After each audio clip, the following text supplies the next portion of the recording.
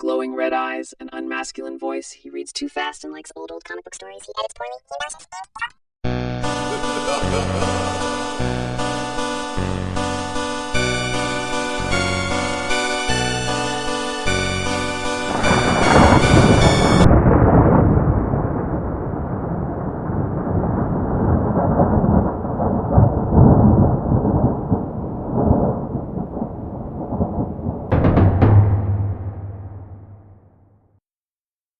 The Master's Hand. Thus did the world speak of the ancient paintings of Kees van Ruiter, a genius who created terror on canvas. His art showed a nightmare world of strange and frightening creatures. Why? Read and learn the ghostly secret for yourself.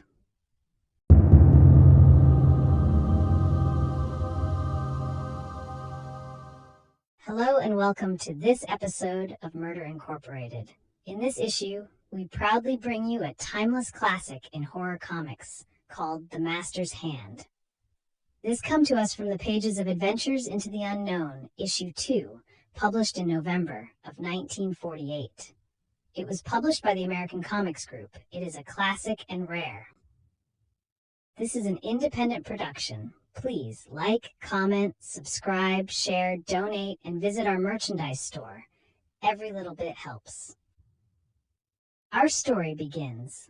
One night at a large museum, two security guards commune. One is saying 10 p.m. and that Saunders girl is still upstairs alone, copying one of the Kees Ruiter paintings. The other answers. The curator says she's an authority on Van Ruiter and that working at night helps her to recapture the horror of those old masterpieces. And there she is, sitting and painting in one of the silent galleries as they speak. She thinks to herself, wish there were more than just 4 Van Ruiter paintings in the United States. Once I've finished this copy, my studies will be at a standstill. She is blonde and young and pretty. She pauses and ponders. Kees van Ruiter. I've memorized every detail of his paintings, but all I know about him is that he committed suicide in 1495 by thrusting his hands under the iron wheels of an ox cart. Suddenly she is startled. A man is in the room now. He is tall, he has red hair and a long coat. He starts, Miss Betty Saunders, I believe. She jumps up and nearly screams. She demands, I didn't mean to act alarmed, but who are you? He answers, someone who has traveled a long way to meet another admirer of Kees van Ruiter. She nervously asks, you mean you've somehow heard about my interest in the great master? He said, how modest you are, when the entire art world knows how perfectly you can copy Van Ruiter's masterpieces of horror. He tells her, that is what brought me from my castle in Belgium. Most of the canvases Van Ruiter painted nearly 5 centuries ago belong to me, but time has dulled their frightfulness and they need retouching. She asks him, and you really think I can restore those paintings as Van Ruiter himself would do it? Knowing the key to any woman's graces are flattery and wealth, he's now holding out a bunch of bills saying, I have great hopes for you, young lady. Unfortunately, I must hurry back tonight, but this will buy you a Clipper ticket as soon as you can leave. He escorted her down the stairs of the museum. She asked him, I was wondering, just before you came, why poor Van Ruiter chose to die so horribly. He asked her, by cutting off his hands, almost as if he didn't want to paint again, in this life or beyond it. She continued, sorry we can't make the trip together, but I promise to join you in Belgium as soon as I can get a plane reservation. He suddenly feels weak. He thinks to himself, I knew those paintings would get her sooner or later. She's talking into thin air. He starts to fade away, but recovers himself before she turns back around. He was vanishing. She says, I don't even know your name yet. Heavens, what's wrong? He soothes her apologetically. I merely feel uneasy, terribly uneasy.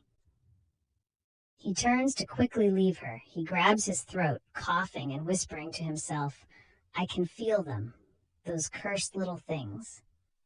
She notices that he's gone, disappeared into the surrounding trees. She looks around. She tries to get his attention. Stand still a moment. I can't find you. And as the choking gasps fade into gloom, Betty Saunders is alone. She tells herself, he's gone. But what in heaven did he mean by those accursed little things? But 2 days later, she is on her way across the ocean, no matter how odd she felt the man. Walking toward her plane at the airport, she is saying to herself, my mysterious friend may be 2,000 miles away in a Belgian castle, but I have a feeling he's traveling with me, at least in spirit.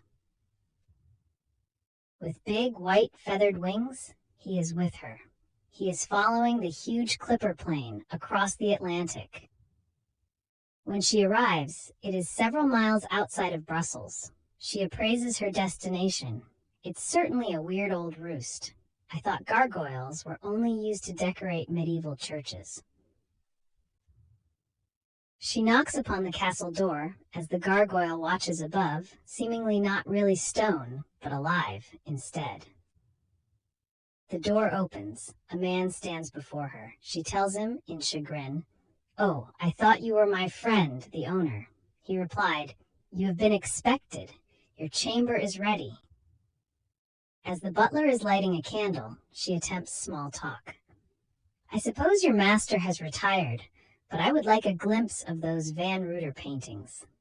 He tells her, "The hour is too late. You will find your room near the landing." He hands her the candle and points her toward the vast, winding stair.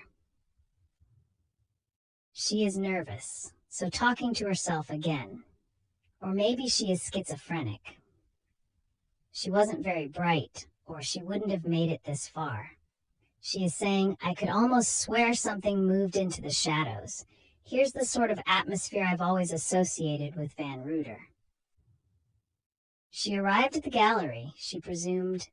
She told herself, this is the first double doorway I've come to. If it is the gallery, I'm having a look at those paintings. Now. She opened the doors. Next, she was perplexed. What is this, she asked. They're all signed by Van Rutter, but the canvases are empty. She continued, there's something clammy about this place, and I don't like those freakish-looking footprints either. She was now appraising the room, including the floor. And a moment later, something indistinct flew past, stealing her briefcase. So she screamed, loud. My painting kit, she said, breathless. Something grabbed it, something without hands. I'm not going to fret myself about ghosts, but I am glad I brought this old portrait of Kees Van Rutter. Somehow I think he'd warn me if there were danger here, she said, for she was blonde. Lying in her bed soon after, she was startled again. Van Rutter's portrait. It's toppled over. Then, outside of her window, she sees something hover. That figure, she says. It may not be human, but I've seen it before in the museum. Her tall patron then materialized in her room before her bed. He said, I'm glad you recognize me now when I can meet you as I really am. Still in her bed, she lay before him in utter fright. You lured me here for a reason. What is it? He told her, I forced Van Rutter to paint those imps and fiends and brought them to life as my slaves. Van Rutter killed himself to escape me, but after 5 centuries I have you to create new monsters. She rose from her bed saying, This is a nightmare. Something I'll wake from when I leave this room. She ran. But outside, cackling and gibbering surrounded her in a swirl of horror. Gargoyles, ghouls, gremlins, and imps were all around. It's not a dream, she screamed. Van Rutter painted these things, and now I know why the canvases are empty. Her patron agreed with her. Empty, he said, and awaiting a new master's hand. Are you ready to paint? Miss Betty Saunders then tried to run again. The creatures chased her, tearing at her flimsy nightgown. With the unholy band following, she looked around desperately for somewhere to flee. "The gallery door," she exclaimed. "Is this another trap, or did it swing open to help me?" And as Betty leaps in, the door slams on its own accord. She screams again, turning around. A new man is hovering before her.